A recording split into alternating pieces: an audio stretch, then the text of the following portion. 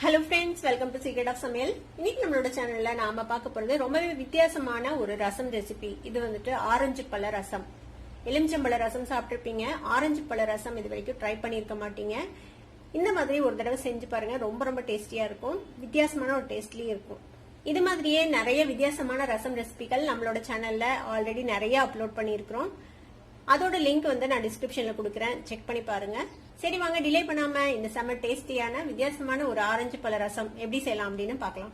ஒரு 2 தக்காளி பழத்தை இந்த மாதிரி வேக வச்சு எடுத்து வச்சிருக்கிறேன். இந்த தோலை வந்துட்டு எடுத்துட்டு இதை வந்துட்டு நல்லா கரைச்சிக்க போறோம். தோல் எடுத்துட்டு இதை வந்துட்டு நல்லா கரைச்சிக்கோங்க கையில. இந்த மாதிரி நல்லா கரைச்சி வச்சுக்கோங்க இந்த தக்காளிய. இது கூடவே ஒரு 2 கரண்டி அளவுக்கு பருப்பு வேக வச்ச தண்ணி அதையும் சேர்த்திக்கலாம். கொஞ்சமா பருப்போட எடுத்து வச்சிருக்கிறேன், அதையும் ஊத்திக்கோங்க. இதுக்கு தேவையான அளவுக்கு உப்பு சேர்த்திக்கலாம்.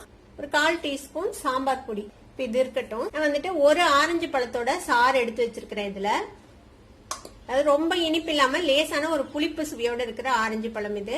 இந்த மாதிரி சாறு எடுத்து வச்சிருக்கிற ஒரு பழத்தோட சாறு இது வந்து ஒரு 1/4 கப் அளவுக்கு இருக்கும். இப்போ ஒரு இடிக்கிறத எடுத்து வச்சுக்கோங்க. இதுல வந்துட்டு 1 டீஸ்பூன் சீரகம், 1 டீஸ்பூன் மல்லி விதை, 1/2 டீஸ்பூன் மிளகு, ஒரு 4-5 பல் பூண்டு. இது வந்து குட்டி குட்டி பல்லா இருக்கு, அதனால கொஞ்சம் அதிகமா எடுத்து வச்சிருக்கேன். நீங்க பெரிய பூண்டு பல்லா இருந்தா ஒரு 4-5 போட்டீங்கன்னா போதும். இப்போ இதை வந்து நம்ம தட்டிக்க போறோம்.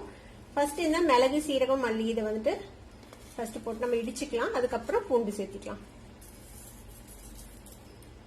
இப்போ இந்த சீரகம், மிளகு, மல்லியை வந்துட்டு நுணுக்கிக்கலாம். இது மாதிரி ஒன்னும் அதிகமா உடைச்சதுக்கு அப்புறம் நம்ம எடுத்து வச்சிருக்கிற இந்த பூண்டு பல்லையும் சேர்த்தி நம்ம இடிச்சுக்கலாம்.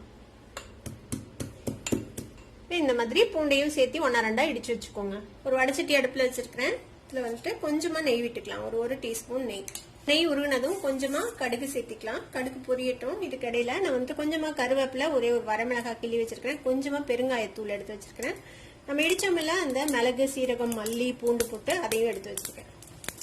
கடுகு நல்லா பொரியுது. இந்த ஸ்டேஜ்ல நம்ம எடுத்து வச்சிருக்கேன் இந்த கருவேப்பிலை, வரமிளகாய், பெருங்காயம், இந்த சீரக மிளகு எல்லாத்தையும் போட்டு ஒரே ஒரு வறுத்துட்டு கரைச்சி வச்சிருக்கிறோம்ல இந்த தக்காளி பருப்பு தண்ணி சேர்த்து அதை வந்து ஊற்றிக்கலாம். இது கூடவே ஒரு கப் அளவுக்கு தண்ணி சேர்த்திக்கலாம். இப்போ இது நல்லா ஒரு கொதி வரட்டும். இப்போ ரசம் வந்து நல்லா கொதி வருது பாருங்க. இப்போ சிம் பண்ணி வச்சுட்டு நம்ம எடுத்து வச்சிருக்கிறோம்ல ஒரு ஆரஞ்சு பழத்தோட சாறு, இந்த சாரை வந்துட்டு இந்த ரசத்துல விட்டுருங்க. ஆரஞ்சு சாறு விட்டதுக்கு அப்புறம் ரொம்ப கொதிக்க விடக்கூடாது. பாருங்க கொதிக்க ஆரம்பிக்குது. இப்போ அடுப்பு ஆஃப் பண்ணிடலாம் நம்ம, அவ்வளவுதான். இப்போ இதுல மேல வந்துட்டு கொஞ்சமா கொத்தமல்லி தழை போட்டுடலாம். அவ்வளவுதான், நம்மளோட ஆரஞ்சு பழ ரசம் ரெடி ஆயிடுச்சு. கம கமன்னு மணக்கிற ஒரு ஆரஞ்சு பழ ரசம் இப்போ ரெடி ஆயிடுச்சு. இதை வந்துட்டு நீங்க நல்லா சாதத்துல போட்டு சாப்பிடலாம், இல்ல இது சூப் மாதிரி கூட குடிக்கலாம், அதுவும் நல்லா இருக்கும். கண்டிப்பா உங்க எல்லாத்துக்குமே ரொம்ப ரொம்ப பிடிக்கும். ட்ரை பண்ணி பாருங்க. ட்ரை பண்ணி பார்த்துட்டு எப்படி இருந்தது அப்படின்னு கமெண்ட்ஸ்ல ஃபீட்பேக் கொடுங்க. இந்த வீடியோ உங்களுக்கு பிடிச்சிருந்ததுன்னா சப்ஸ்கிரைப் பண்ணுங்க, பக்கத்துல இருக்கிற பெல் ஐகானை கிளிக் பண்ணுங்க. அப்பதான் ஃபியூச்சர் நோட்டிபிகேஷன்ஸ் உங்களுக்கு உடனே வந்து சேரும். லைக் பண்ணுங்க, ஷேர் பண்ணுங்க. தேங்க்யூ ஃபார் வாட்சிங் this video viewers. Bye bye.